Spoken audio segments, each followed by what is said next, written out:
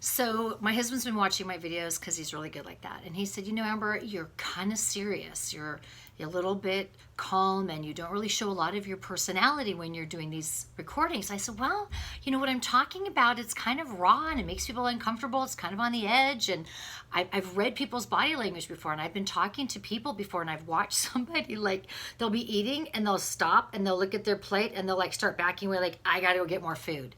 I don't want to make people feel uncomfortable. I recognize, though, that there's a lot of pain and a lot of confusion, a lot of heartache, and a lot of discomfort people are already experiencing. And some of these things need to be discussed. He said, well, you need to be more of yourself. You need to let people see who you are. They'll like you better. They'll maybe listen more if you let them see another side of you than just a real serious one. Like the one I did on the front porch with men and porn and taking out the trash, that one was pretty serious. But it was a serious topic and I was exhausted. So I woke up and I'm thinking about this, and then I have a conversation with somebody that I'm mentoring through some issues, and I thought this would be a great video, but I just had all this sun damage, like, you know, pre-cancer stuff burned off my face. I'm gonna have to wait till it's gone. And I thought, no, I'm just gonna do it. This is what I look like now. I'm doing it now. I'm the one who keeps talking about being real and raw. So here you go. All right, so super important subject. And remember, my mission is to strengthen homes. I want there to be strong families in the community, because when families are strong, everyone benefits. Everybody.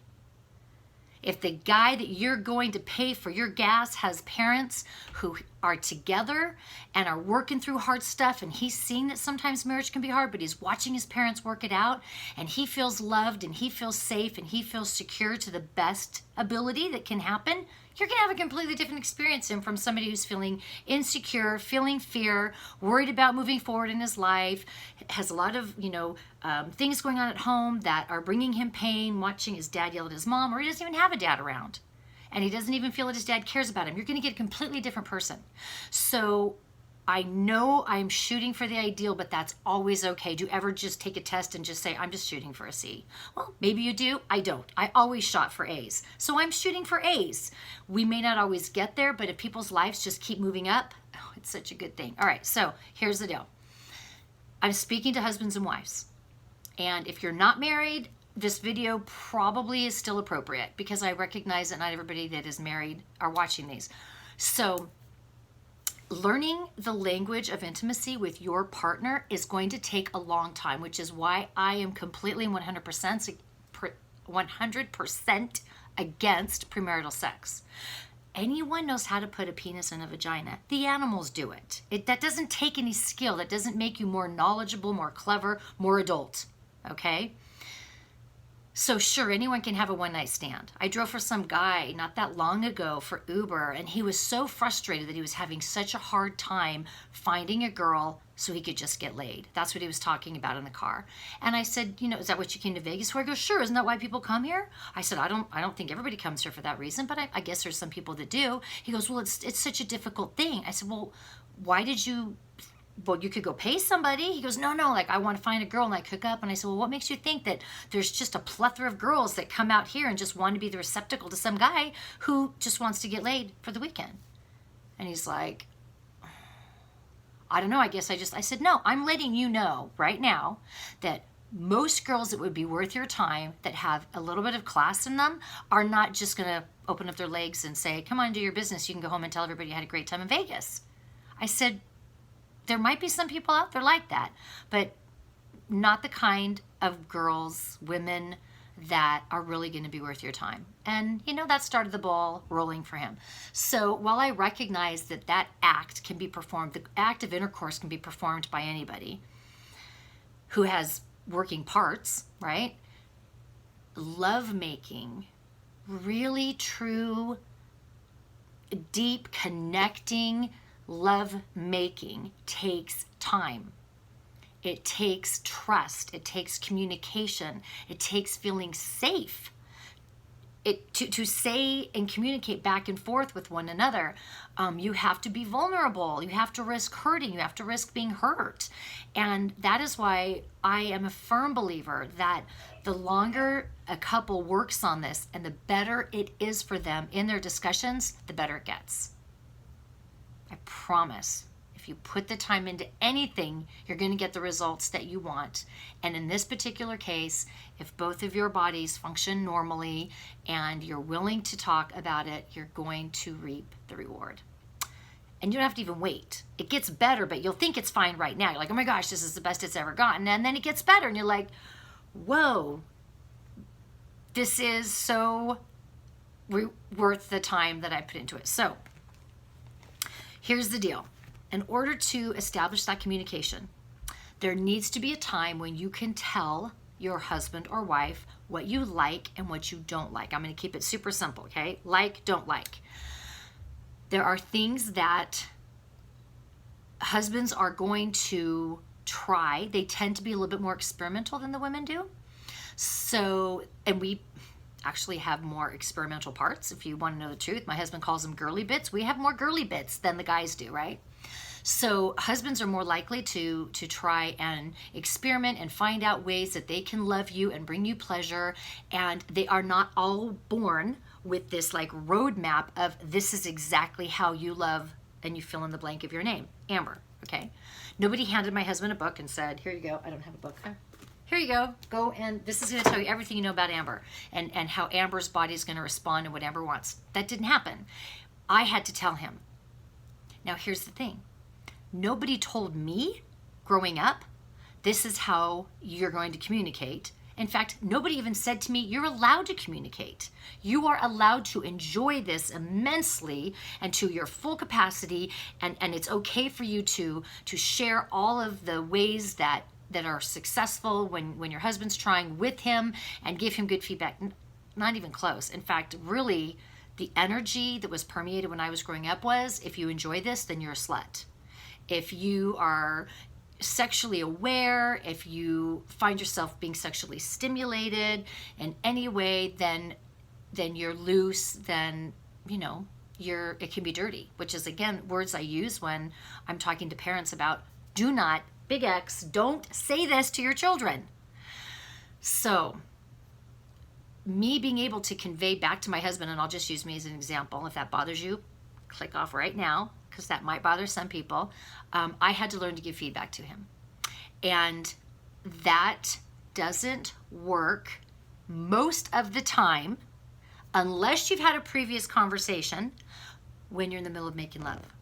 So, number one, and I wish I had a little thing like that went across the top. I need to figure out how to do that. Somebody send me a video or a text and say, Amber, this is how you can add this to your videos. Number one, the best time to communicate for both a husband and a wife is not when you're in the middle of making love. It's not when you're in bed. It's not when you're preparing, or it's not when you've already started that process. You know what's going to happen. One of you's in the shower, one of you's brushing your teeth, and you know that the night's going to be yours. Okay, that's not the time to be bringing it up.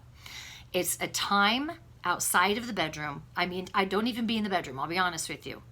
Don't even be in the bedroom unless it's after the fact and you've already established that you want to discuss. I don't want to use the word debrief, but you could do a debrief, right?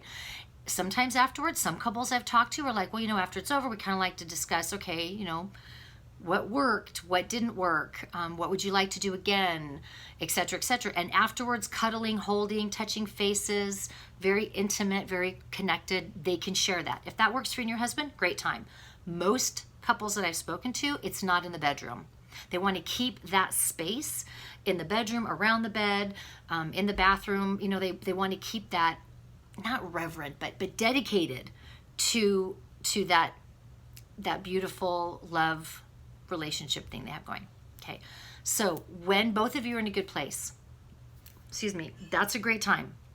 You got on a date to dinner, and if you say to your husband, hey, I want to talk about sex tonight, he's probably going to be like, I'm all ears. What do you want to say? All right. Every husband that has had their wife say, do you want to know what I like? They have never said no. Never. 100%. I have a 100%, here, flash that up on the screen, right? 100% success rate with asking a husband, what do you want? Would you want to know what your wife likes in the bedroom? They all say yes. So if you say to your husband, hey, I wanted to give you some feedback, like when would be a good time for us to talk about this? They want to hear. they want to know.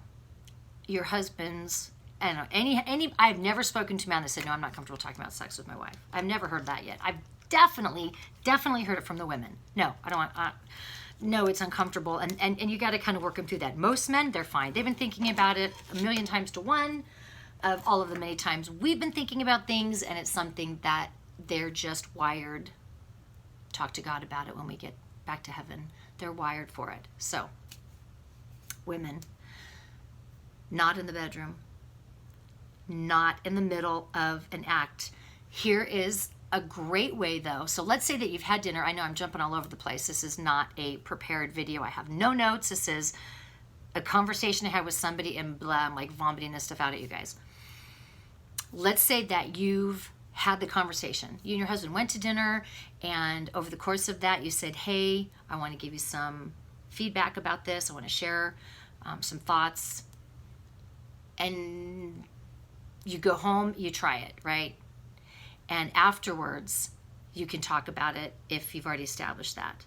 Or, better yet, you can give him feedback with the sounds that you're making. When success is happening, when the body is responding sexually in an arousing way, most of the time there is an audible response. Sometimes some women are very uncomfortable with that, but there's a shifting. The body moves. Your breathing can change as your heart rate accelerates, and that can be feedback for them. So if something's happening to you, and I'm trying to keep this PG-13, although nowadays I could probably say some pretty crude things or very raw things. As it's happening, if your body isn't responding, you can let them know simply by the fact that you're not responding in a nonverbal way. If what your husband is doing is creating the reaction that you both are looking for, then you can let him know by the way that you're responding, by your moves, by your breathing, by any audible sounds. You can even say yes, or I like that, or that's perfect. Don't stop what you're doing. These things, they actually want to know that they are being successful. They want to know that they're achieving the result that they're looking for. So there you go. There you have it. Rule number 1, don't talk about it in the bedroom. Rule number 2, communicate with your body in giving your husband's your thumbs up, or we're going to keep working on that. So thanks for being here with me. I would love any feedback below. If this video was helpful, you can give me a thumbs up and let me know.